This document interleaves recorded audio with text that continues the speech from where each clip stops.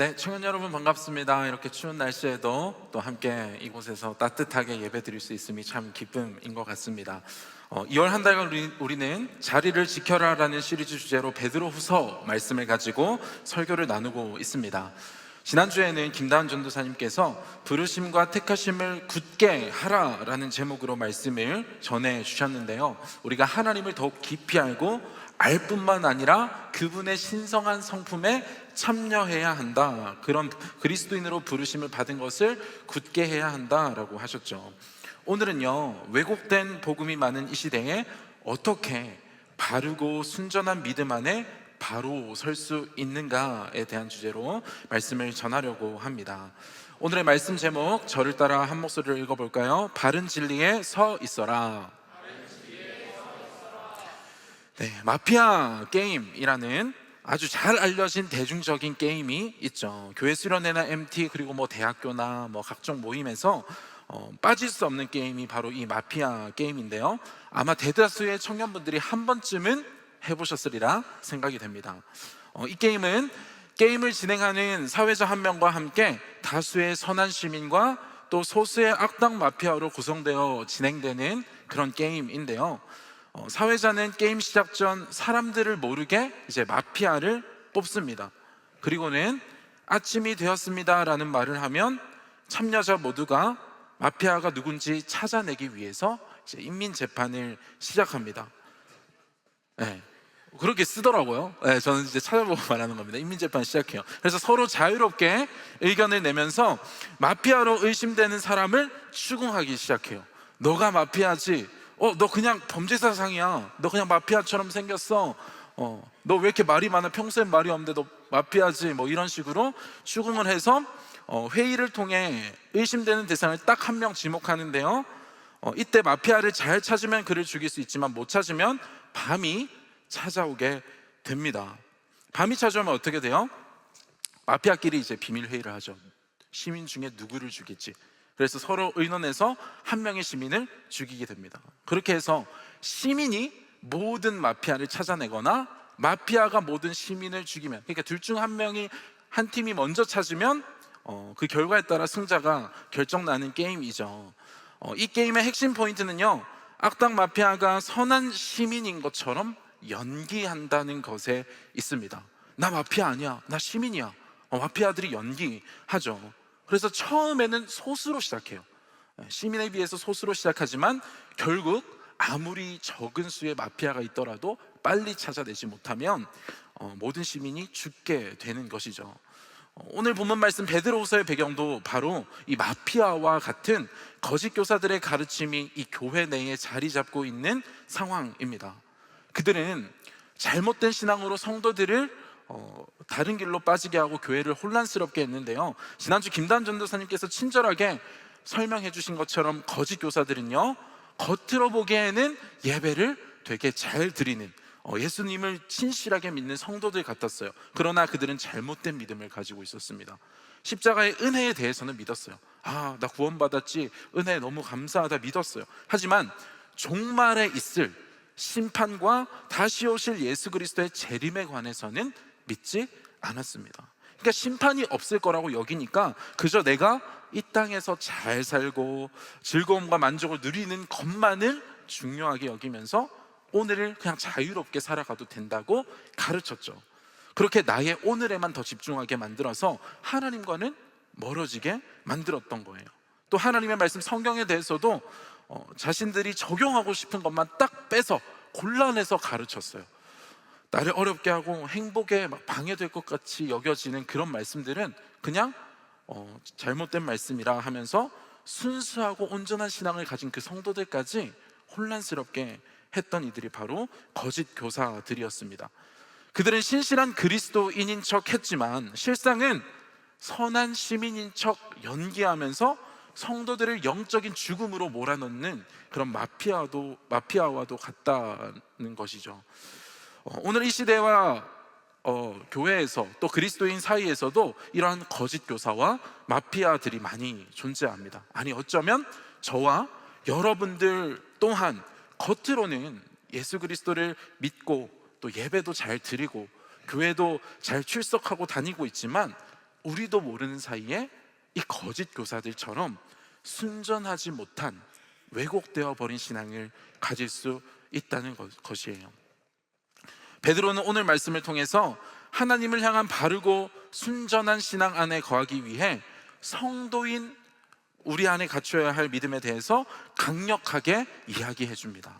오늘 말씀을 통해서 이 자리에 있는 우리 모두가 혹여나 거짓 교사와 같이 하나님의 뜻에서 벗어난 그런 왜곡된 신앙을 가지고 있었다면 그것을 발견할 수 있는 그런 시간이 되기를 바랍니다. 그리고 베드로의 유언장과도 같은 이 절절한 메시지를 통하여서 하나님 앞에서의 그 순수한 신앙을 다시 회복하시고 바른 신앙 안에 더욱 든든히 서나가는 이 말씀의 시간이 되길 간절히 소망합니다. 오늘 말씀을 통해 우리에게 주신 첫 번째 메시지는 우리가 하나님 나라에 우리의 우선순위를 두어야 한다는 것입니다. 예수님은 십자가에서요 우리의 죄를 사하시고 부활하셨습니다. 그리고는 제자들에게 나타나셔서 구름을 타고 다시 오실 것을 약속하셨죠. 그리고 하늘에 승천하셨습니다. 마지막 때에 모든 사람이 하나님의 심판대 앞에 서게 될 것을 말씀하셨어요. 하나님의 말씀 성경은 주님이 다시 이 땅에 오시는 날 우리가 겪게 될 일에 대해서 이렇게 설명합니다. 고린도후서 5장 10절 말씀 다 함께 한 목소리로 읽겠습니다. PPT가 없나요? 네, 제가 읽어드릴게요. 고린도후서 5장 10절 말씀. 이는 우리가 다 반드시 그리스도의 심판대 앞에 나타나게 되어 각각 선악간에 그 몸으로 행한 것을 따라 받으려 함이라, 이렇게 말씀했어요. 그러니까 구원받은 우리의 삶이 어느 누구 예외 없이 하나님의 심판대 앞에 서게 될 이 종말을 준비해야 한다는 것이에요. 여러분, 분명한 사실은 우리 모두에게 종말이 온다는 것입니다. 하나님께서 허락하신 우리의 삶이 끝나는 날 종말이 오고요, 또 예수 그리스도가 이 땅에 다시 오실 때 모든 것을 선악간에 심판하시고 하나님의 나라를 완성하실 때 이 온 세상의 종말이 옵니다. 부정할 수 없는 분명한 것이 우리 모두에게 하나님 앞에 서게 될 종말의 때가 있다라는 거예요. 그러나 교회를 혼란스럽게 하던 거짓 교사들은요, 앞서 설명했듯 심판과 종말이 결코 없다 이야기하면서 성도들을 뒤흔들었어요. 그래서 영원한 하나님 나라를 소망하며 믿음을 이렇게 힘써 지키는 것이 아니라 바로 오늘 지금 성도들이 살아가는 그 삶에만 집중하도록 만들었어요. 그러니까 십자가의 은혜에 대해서는 받아들였어요. 얼마나 좋아요. 우리를 구원해 주셨다는데, 하나님의 능력도 좋죠. 내 삶을 지금 바꿔나갈 수 있다는데. 그런데 십자가의 은혜는 좋지만 그리스도를 닮아가는 과정인 이 성화의 과정은 전혀 중요하지 않다, 이렇게 여겼던 것입니다. 말씀에 순종하는 것은 중요하지 않다고 여겼어요.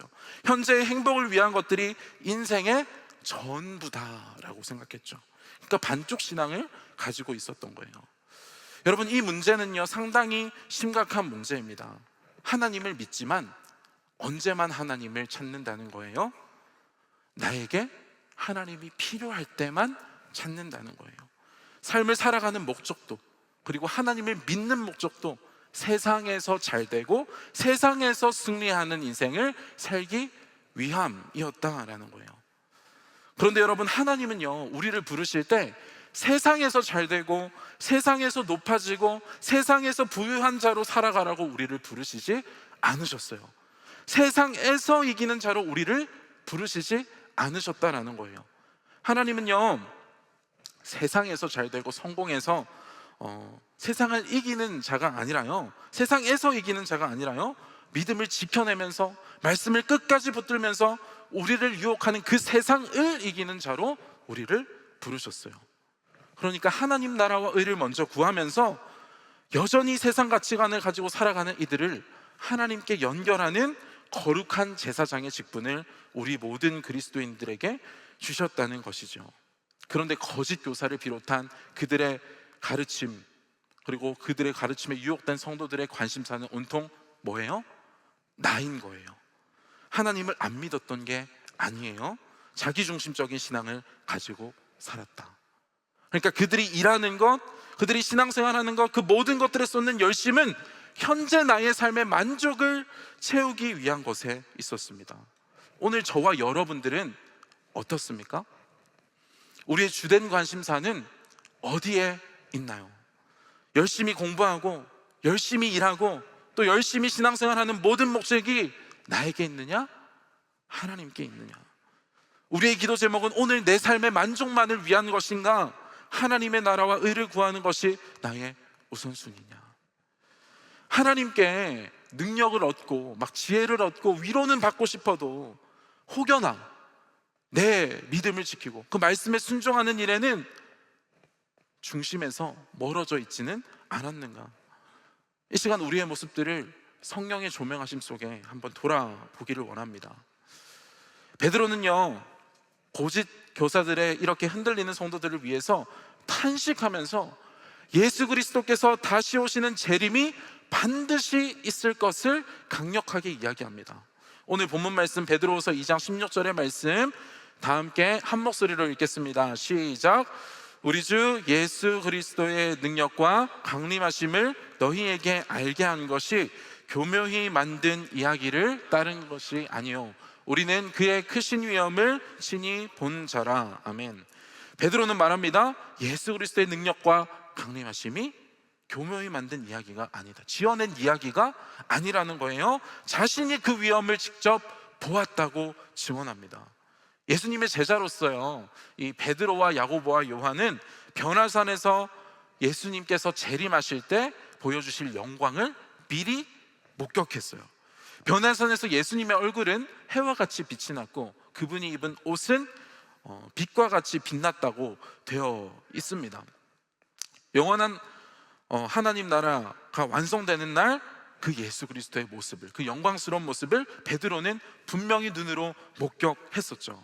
그래서 편지를 통해 성도들에게 말하는 거예요. 오늘의 삶이 우리의 전부가 아니에요.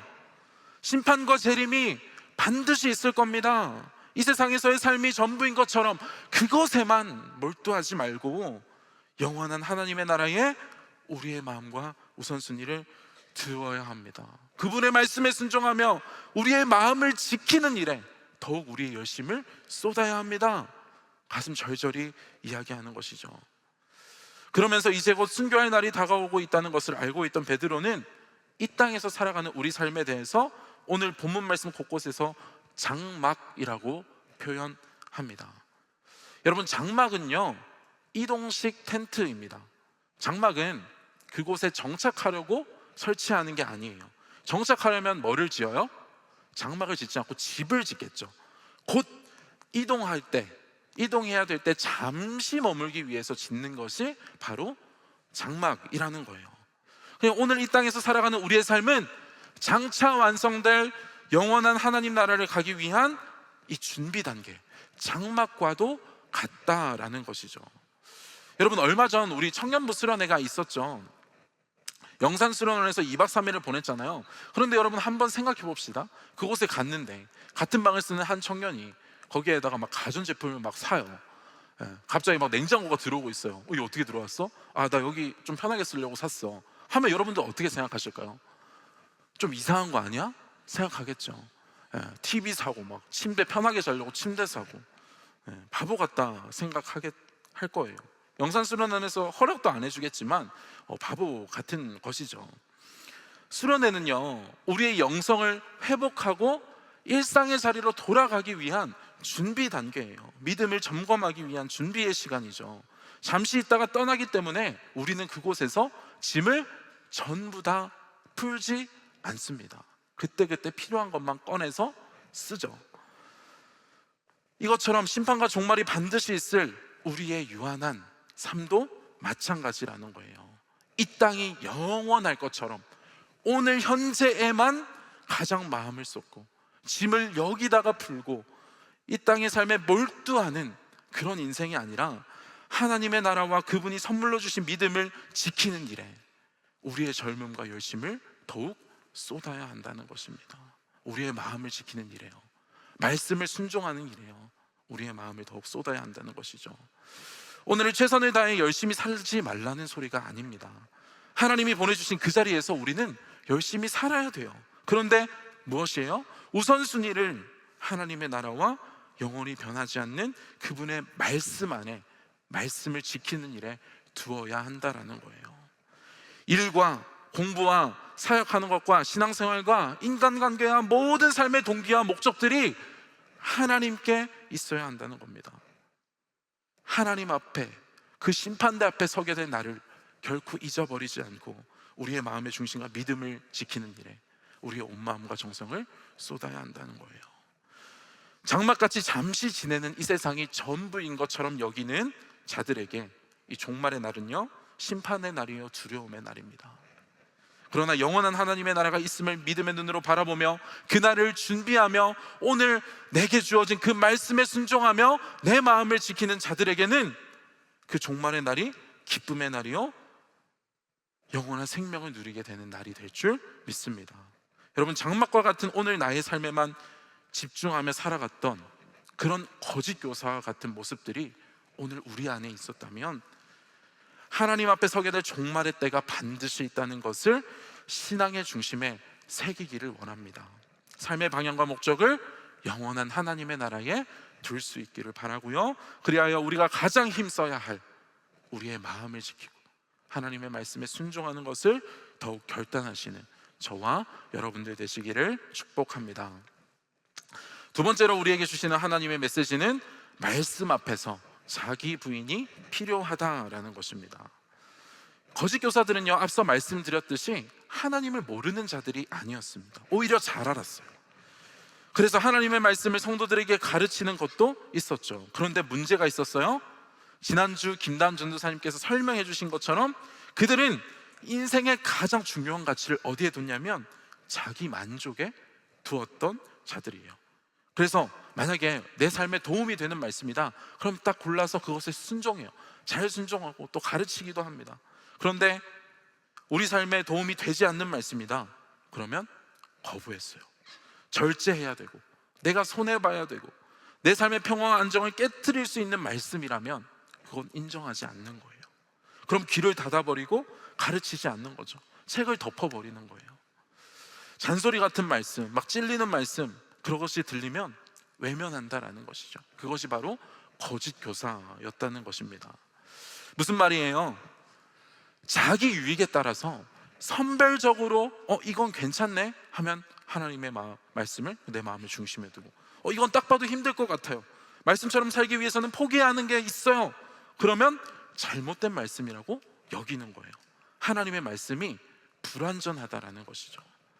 여러분, 저는 이 본문 말씀을 읽으면서 이런 거짓 교사들의 모습들이 마치 저의 그런 모습들을 보는 것 같았어요. 내가 괜찮다 하는 그 말씀에는 잘 마음이 가고 읽히고 순종하는데 읽으면 괜히 마음을 불편하게 하는 말씀들도 있잖아요. 성경을 읽어보신 분들, 또 말씀을 들을 때 우리를 불편하게 하는 말씀들이 있습니다. 내 생각에 이거 순종하기는 좀 힘들 것 같아요. 그러면은 외면하는 모습들, 아니면 이 정도면 이거 말씀 시킨 거 아닌가요? 하면서 타협하고 합리화하는 모습들.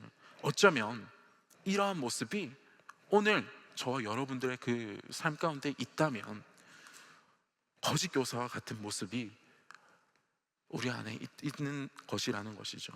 예를 들면 그런 거예요. 하나님은 사랑하시되 누구까지 사랑하라고 말씀하셨어요? 원수까지 사랑하라고 말씀하셨어요. 근데 합리화하잖아요. 하나님, 그냥 화 안 내고 내가 그냥 저 사람 싸우지 않고 이 정도 거리만 두는 것만 해도 저 사람 사랑하는 거예요. 우리는 합리화하기 시작하죠. 하나님의 말씀을 그대로 받아들이지 않을 때가 있어요. 미워하는 마음이 여전히 있는데 이게 사랑이라고 합리화하죠. 남을 비판하지 말라 하셨는데 저 사람이 잘못했으니 그냥 있는 사실 그대로 말하는 거는 비판 아니지 않아요? 하면서 합리화할 때도 있습니다.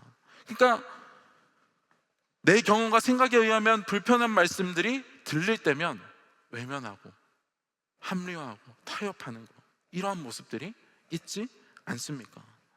또 장소와 상황에 따라 선별적으로 말씀에 순종하는 경우도 있죠. 교회와 공동체 생활할 때는 그리스도인으로서 제가 봐도 모두가 썩 괜찮습니다. 저도 괜찮고요, 여러분들도 썩 괜찮은 성도입니다. 그런데 가족만 가면 딴 사람이고 여자친구랑 관계에서, 남자친구랑 관계에서 딴 사람이고, 하나님을 경외하는 예배자가 그곳에서는 아니에요. 친구들과의 관계 속에서는 하나님을 전혀 모르는 사람처럼 살아요. 하나님 앞에 단독으로 섰을 때는 교회에서 사람들 앞에 있을 때랑 달라요.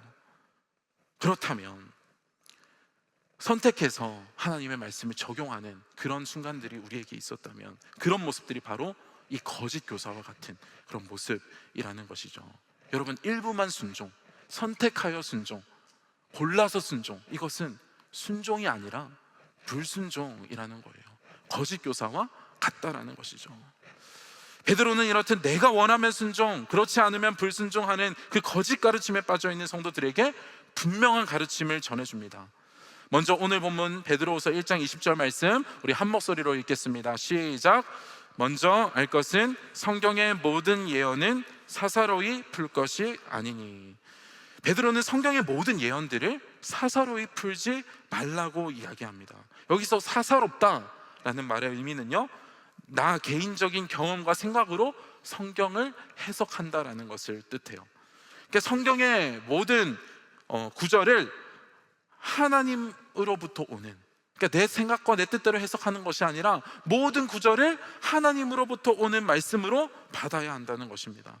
그래서 본문 21절 말씀에서도 베드로는 성경 말씀이 사람의 뜻으로 낸 것이 아니라 오직 성령님의 감동하심을 받아 하나님의 뜻대로 주어진 말씀이다라는 것을 이야기하는 것이죠. 우리에게 주어진 하나님의 말씀, 그 중에 어느 한 구절도 버릴 말씀이 없다는 분명한 가르침입니다. 디모데후서 3장 16절 말씀 우리 다 함께 한 목소리로 읽겠습니다. 시작. 모든 성경은 하나님의 감동으로 된 것으로 교훈과 책망과 바르게 함과 의로 교육하기에 유익하니. 아멘. 모든 성경, 모든 말씀이 하나님으로부터 온 말씀이고 우리의 살이 되고 피가 되고 유익한 말씀이다. 이 말씀을 전해주고 있는 거예요. 청년 여러분, 하나님의 말씀 중에 어느 한 구절도 우리에게 주시지 않은 말씀이 없습니다. 하나님으로부터 주어져 기록된 이 성경 말씀은 우리가 서 있는 그 삶의 자리, 그 모든 것에서 우리의 유일한 삶의 기준이 되어야 한다는 거예요. 그런데 여러분, 모든 성경 말씀에 순종하는 것 쉽습니까? 어렵다는 것 너무나도 잘 알죠. 어렵죠. 왜요? 때로는 손해봐야 될 때도 있고요, 순종하기 위해서 내 지금까지 살아왔던 그 경험과 지식 거슬러야 하는 경우도 있어요. 좋은 말씀뿐만이 아니라 불편하고 찔림 있는 그 말씀, 지금 내 상황에서는 도저히 적용할 수 없는 그 말씀까지 순종하는 것은 너무 힘들어요. 그래서 스스로 지키지 못하는 그 모습을 보면서 자책하고 괴로워할 때도 있죠. 그런데 여러분, 연약한 육신을 가지고 살아가는 우리에게 거룩한 하나님의 말씀을 따라 살기가 힘든 것은 너무나도 당연한 일이에요. 그래서 갈라디아서 5장 17절 말씀에서 이렇게 이야기하죠. 육체의 소욕은 성령을 거스르고 성령은 육체를 거스르나니 이 둘이 서로 대적함으로 너희가 원하는 것을 하지 못하게 하려 함이라. 무슨 말씀입니까? 우리 육신의 욕심과 성령이 주시는 마음이 다르다는 거예요. 그래서 하나님의 말씀이 내게 들어왔을 때 불편해진다는 것이죠. 힘들다는 것입니다. 그러면 우리는 어떻게 그렇게 힘든 하나님의 말씀에 순종할 수 있을까? 오늘 우리에게 필요한 태도, 하나님의 말씀에 전적으로 순종하기 위해서 오늘 우리 안에 갖춰야 할 태도가 바로 자기 부인이라는 것입니다. 갈라디아서 2장 20절 말씀을 다 함께 한 목소리로 읽겠습니다. 시작. 내가 그리스도와 함께 십자가에 못 박혔나니 그런즉 이제는 내가 사는 것이 아니요 오직 내 안에 그리스도께서 사시는 것이라. 이제 내가 육체 가운데 사는 것은 나를 사랑하사 나를 위하여 자기 자신을 버리신 하나님의 아들을 믿는 믿음 안에서 사는 것이라. 아멘. 예수 그리스도께서 달리신 저 십자가를 보면서 하나님, 여전히 내 삶의 주인된 나를 그 십자가에 달리신 주님과 함께 못 박습니다. 이제는 내가 주인이 아니라 나는 죽고 예수 그리스도의 마음으로, 예수 그리스도의 인격으로 오늘 하루를 살아가겠습니다. 매일 우리가 저 십자가를 보면서 저는 오늘도 예수로 삽니다, 그 기도로 고백하며 나아가야 한다라는 것이죠. 그래서 여러분, 우리 매일 하루의 일과의 시작은요, 자기 부인으로부터 시작되어야 합니다. 매일 아침 일어나서 우리는 주님이 우리를 위해 달리신 십자가를 묵상하면서, 하나님, 오늘 하루도 제가 죽고 제 안에 생명을 주신 예수 그리스도로 제가 살기를 원합니다. 제 스스로는 할 수 없습니다. 순종하기 힘듭니다. 그러나 십자가에서 죽기까지 순종하셨던 그 예수 그리스도와 같이 때로는 힘들어도, 때로는 그 말씀에 순종하는 것이 내게 손해일지라도, 내 생각과 반대되는 길일지라도 모든 하나님의 말씀에 순종하며 살겠습니다. 예수 그리스도의 그 마음을 오늘 제게 허락하여 주시옵소서. 그렇게 십자가 앞에서 내 모든 의도와 생각을 빼고 삶의 주권을 내어드릴 때, 그때 비로소 성령님께서 우리에게 순종할 수 있는 믿음을 주시고 그 길을 걸어가게 하신다는 거예요. 여러분, 모든 고난과 박해 속에서도 끝까지 복음을 전했던 이 사도 바울은 고린도전서 15장 31절에서 나는 날마다 죽노라, 이렇게 고백했어요. 실제로 죽는다는 말이에요? 아니죠. 십자가 앞에서 나의 자아와 나의 생각과 나의 지식을 모든 걸 내려놓고 하나님, 내게 생명 주신 예수로 나는 오늘도 살기를 원합니다, 그 고백이 그의 마음의 중심 가운데 있었다는 것이죠. 그래서 죽음을 맞이하기 전까지 끝까지 그의 마음을 지키며 박해 속에서도 복음을 전하며 살아갈 수 있었다라는 것입니다. 여러분, 우리의 신앙생활은요, 내가 사는 것이 아니라 내가 죽는 과정입니다. 나를 비우고 자기 부인하는 것이 바로 성도가 살아야 할, 성도가 해 나가야 할 신앙생활이라는 거예요.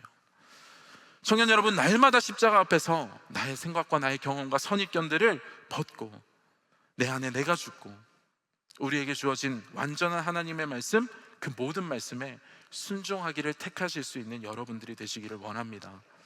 거짓 교사와 같이 선택적으로 순종하는 것이 아니라 죽기까지, 십자가의 자신을 내어주시기까지 순종하신 그 예수 그리스도와 같이 하나님의 그 말씀의 권위에 순종하며 전적으로 순종하는 길을 걸어갈 때 하나님께서는 그런 우리의 모습을 아시고 의의 면류관을 예비하여 주실 것을 믿습니다. 마지막으로 우리에게 주신 하나님의 메시지는 날마다 말씀의 거울 앞에 서야 한다는 것입니다. 오늘 본문 말씀 베드로후서 1장 19절을 다 함께 한 목소리로 읽겠습니다. 시작. 또 우리에게는 더 확실한 예언이 있어 어두운 데를 비추는 등불과 같으니 날이 새어 샛별이 너희 마음에 떠오르기까지 너희가 이것을 주의하는 것이 옳으니라. 아멘. 베드로는 자신이 이 변화산에서 직접 그 예수 그리스도의 재림 때 오실 모습을 목격했잖아요. 그런데 직접 목격한 것보다 더 확실한 예언이 있다라고 이야기합니다. 이 예언은 방금 전까지 말씀을 통해 살펴본 대로 하나님의 말씀, 이 성경을 가리킵니다. 그런데 그 성경이 무엇과 같다고 말을 하나요? 어두운 것을 비추는 등불과도 같대요.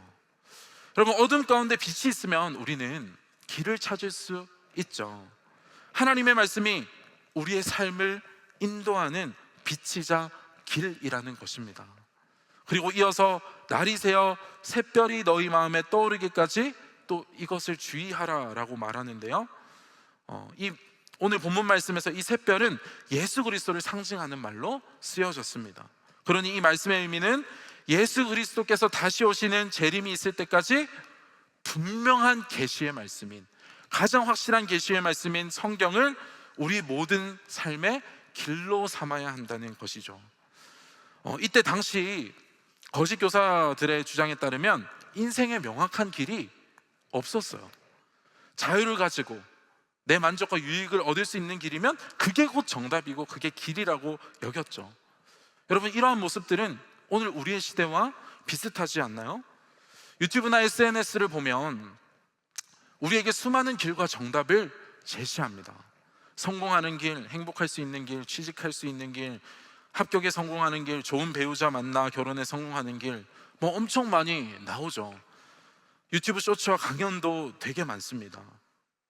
우리에게 제시해 주는 그 인생의 정답이라는 그 길이 넘쳐난다라는 거예요. 그래서 정보와 지식이 넘쳐나는 이 시대를 보고 뭐라고 부르냐면 정보의 바다의 시대라고 부르죠. 너무나도 그 길이 많다라는 거예요. 그런데 여러분, 모순적이게도 길이 많다라는 것은 확실하고 분명한 길이 없다라는 말씀입니다. 확실한 길이 있으면 그곳으로만 가겠죠, 사람들이. 그런데 이것을 보고 따라갔다가 또 아닌 것 같아서 저것을 보고 따라갔다가 하면 어느 순간 갈피를 잡지 못하는 우리의 모습을 마주하게 될 때가 있다라는 거예요. 그러나 베드로는 그렇게 너무 많은 길들로 인해서 혼란스러운 성도들에게 가장 확실한 예언, 우리를 향한 하나님의 계시의 말씀인 성경을 등불로 삼으라고 말씀합니다. 매일 바쁘게 흘러가는 삶의 시간 속에도 말씀 앞에 내 삶을 비춰보고 지금 내가 옳은 방향으로 잘 가고 있는지 점검해야 한다는 것이에요. 그리고 말씀과 다르게 살아갔던 나의 모습이 발견된다면 다시 방향을 바로잡아 말씀으로 전환하여서 그 말씀 자체를 우리 인생의 길로 삼고 그 말씀을 따라 살아가야 한다는 것을 베드로는 말해줍니다. 그래서 여러분, 하나님의 말씀은요, 지금 우리의 영적인 상태를 들여다볼 수 있도록 하는 거울과도 같습니다. 말씀을 대면할 때, 말씀을 볼 때 우리는 우리의 모습이 어떤 모습인지 알 수 있죠.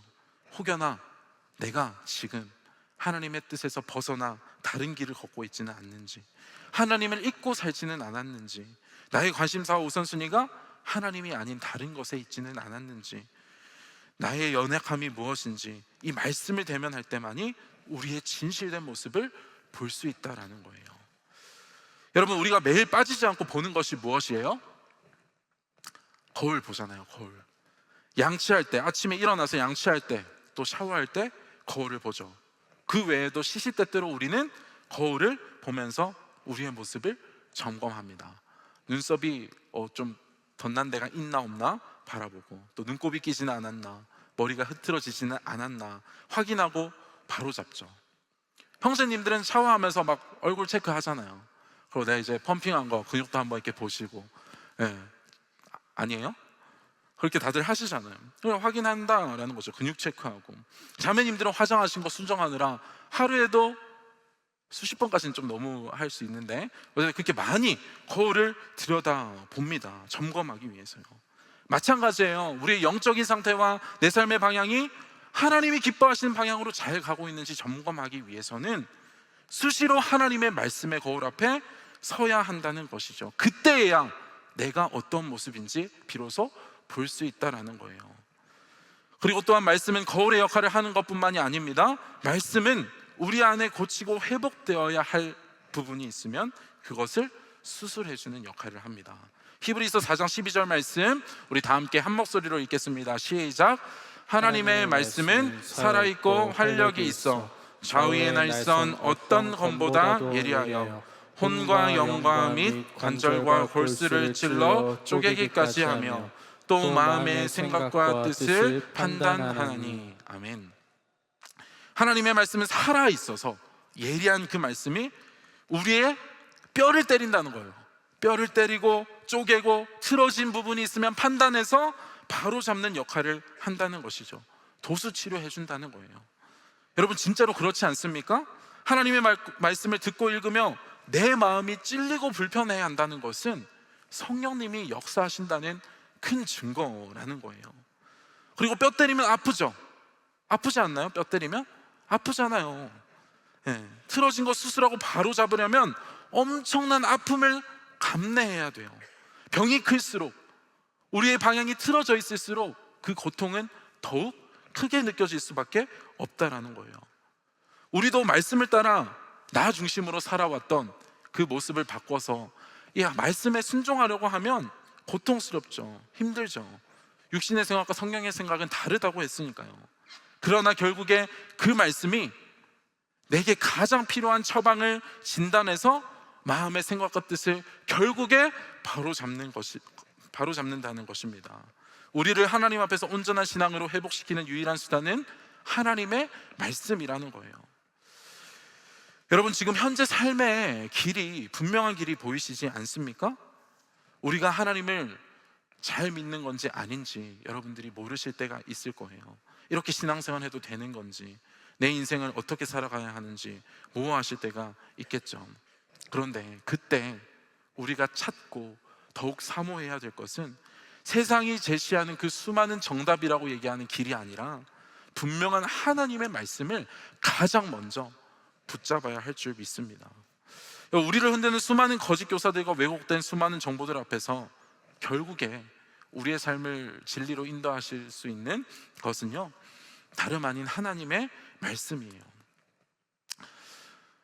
사랑하는 청년 여러분, 청년의 때를 지나가고 있는 저와 여러분들이 우리에게 주어진 이 젊음의 순간들, 젊음의 시간들을 가지고 하나님의 말씀에 더욱 순종하고 그분의 말씀을 사모하고 내 마음의 중심에 그 말씀을 두실 수 있기를 바랍니다. 그 말씀을 날마다 꺼내 읽고 듣고 묵상하실 수 있기를 바라요. 세상에서 쏟아지는 수많은 성공을 향한 길은 시간이 흐르면 계속 바뀝니다. 그리고 그 행복은 유한한 것이에요. 그러나 분명한 진리의 말씀, 변함없는 하나님의 말씀을 나의 길로 삼고 그 말씀의 거울 앞에 나의 모습을 점검하고 성령님이 행하시는 그 영적인 수술을 받을 때 우리는 하나님 앞에 더욱 건강하고 온전한 신앙으로 서게 될 줄 믿습니다. 여러분, 이제 말씀을 마치려고 합니다. 설교 말씀을 시작할 때 마피아에 대한 이야기를 여러분들에게 전했습니다. 선한 시민인 척, 괜찮은 척 속이는 마피아를 빨리 잡아내지 못하면 금방 그 영향력은 퍼진다고 했죠. 오늘 말씀을 통하여서 여러분, 우리 바깥이 아니에요. 우리 안에 이 거짓 교사와 같은 진리에서 벗어나 이 자기중심적으로 말씀을 해석하고 받아들였던 그 모습들이 발견되셨다면 이 마피아를 바로 잡으시고 다시 하나님의 말씀으로 그 자리를 채우실 수 있기를, 그것을 결단할 수 있기를 바랍니다. 여러분, 이 청년의 때에 영원히 변하지 않을 진리의 그 말씀을 붙잡는 일에 우리의 모든 젊음과 또 열심을 쏟으며 나아갑시다. 수많은 마피아와 거짓 교사들이 여전히 넘쳐나는 이 시대에 우리는 그것들에 흔들리는 것이 아니라 분명한 진리 하나님의 말씀 위에 내 삶을 세우고 하나님의 그 심판대 앞에 서는 그날까지 바른 진리 안에 든든히 서 나갈 수 있는 저와 여러분들 되시기를 바랍니다. 우리 함께 결단하는 마음으로 시편 119편 9절 말씀 다 함께 마지막으로 한 목소리로 읽고 찬양 올려드리겠습니다. 시작. 청년이 무엇으로 그의 행실을 깨끗하게 하리이까? 주의 말씀만 지킬 따름입니다. 아멘. 여러분, 하나님의 말씀이 우리의 유일한 삶의 기준이요, 우리가 서야 될 곳이요, 우리의 삶을 세워야 할 반석이 될 줄 믿습니다. 우리 시간 함께 그 마음의 고백을 담아 찬양하면 좋겠는데요. 하나님, 그동안 내 생각과 내 지식과 내 경험대로 하나님의 말씀을 해석했던 그런 잘못된 부분이 있다면 이 시간 내려놓기를 원합니다. 하나님, 저의 마음을 내려놓사오니 주님 내 마음속에 역사하여 주시옵소서. 이 마음 가지고 우리 함께 찬양하며 나아가겠습니다.